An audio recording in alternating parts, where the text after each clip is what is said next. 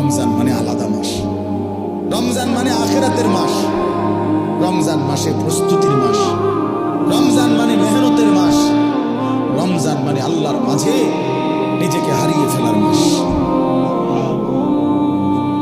এটাই মাহে রমজান।